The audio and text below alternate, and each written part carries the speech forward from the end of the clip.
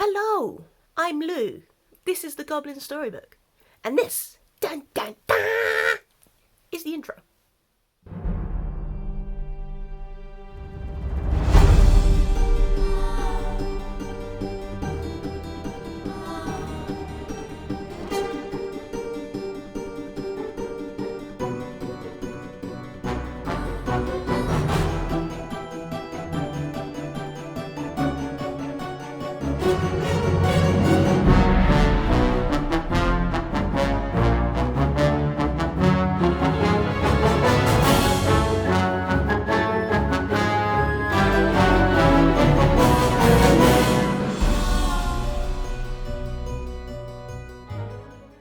Hello, and on this episode of So I Read, I have read Midnight in Everwood by M.A Kuzniar. Hi folks, editing Lou here again. Once again I forgot to read the synopsis in the video, so I'm going to do that now. Nottingham, 1906. Marietta still longs to be a ballerina, but as Christmas draws near, her dancing days are numbered. She must marry and take up her place in society in the new year. But when a mysterious toy maker, Dr. Drosselmeyer, purchases a neighbouring townhouse, it heralds the arrival of magic and wonder in Marietta's life. After Drosselmeyer constructs an elaborate theatrical set for her final ballet performance on Christmas Eve, Marietta discovers it carries a magic all of its own.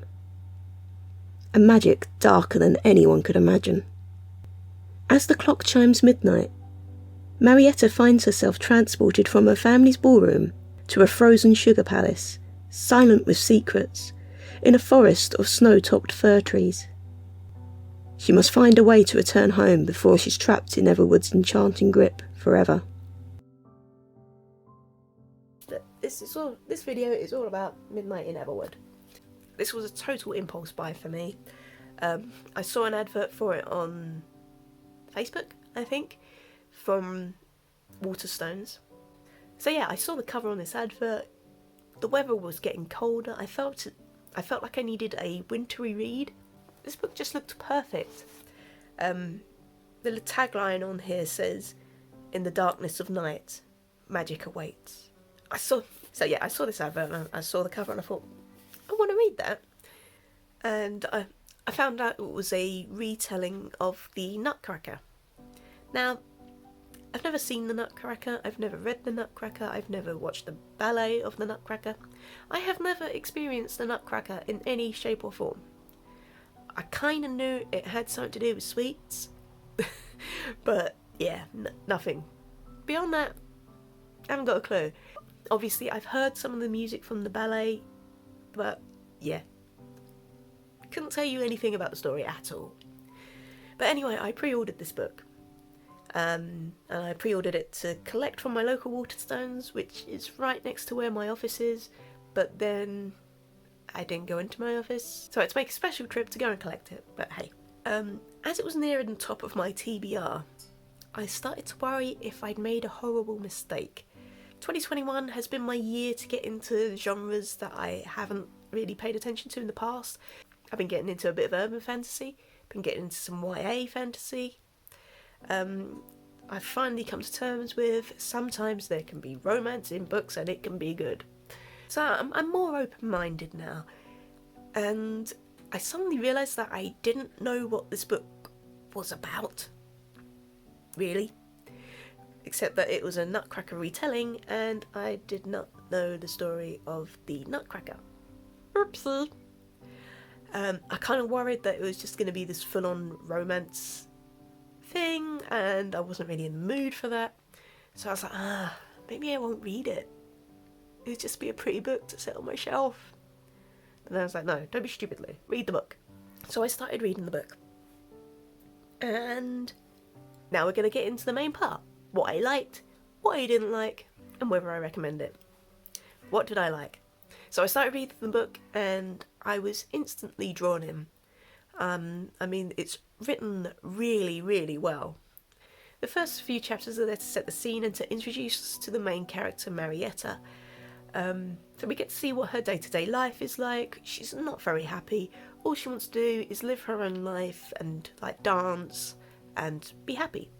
But her parents are very traditional and they want her to get married and forget about this dancing rubbish. But yeah, she's not happy about it. And this new guy has moved into town. He seems to be quite well off and he's like the most eligible bachelor around. And her parents are trying to set her up with him and she's not happy about it and she thinks there's something a little bit off with him. And this is one of those things, ladies, trust your instincts.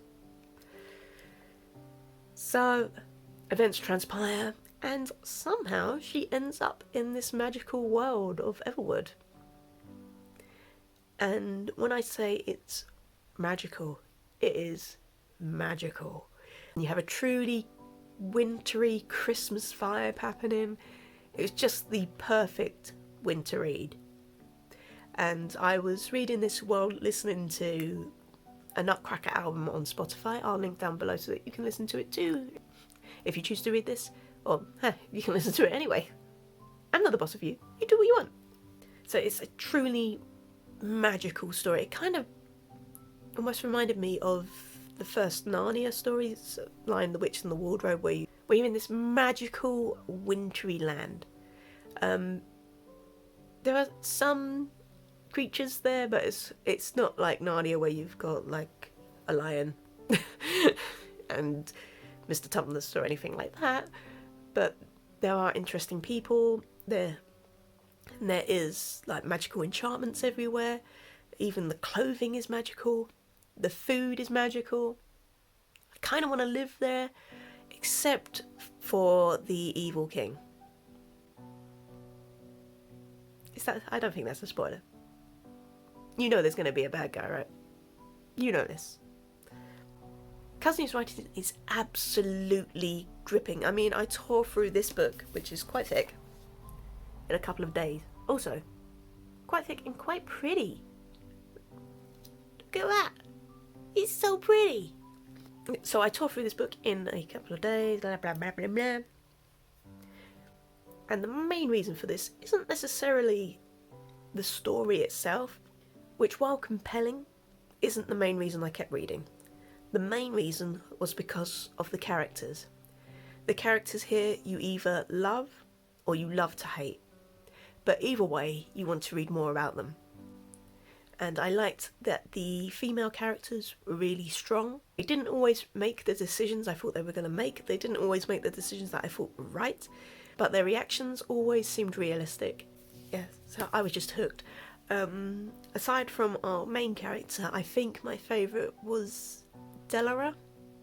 Again, no idea if I'm pronouncing that right. Yeah, she was just awesome. But you got to read it to find out why. And also, when I read the essay at the end, you find out why she's called that, and it's kind of a cool reason, but I'm not going to spoil anything in case like you read it and you read the essay. I'm not going to be mean. So, what I didn't like. I can't think of anything I didn't like. I liked it all. It was... I keep saying, oh, it was magical and enchanting and all this, and that was because it was magical and enchanting. So yes, I totally recommend it. It's perfect winter reading.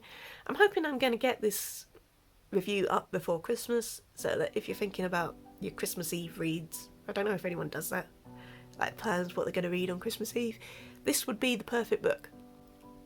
So yes, go get it, enjoy it, and until next time, bye!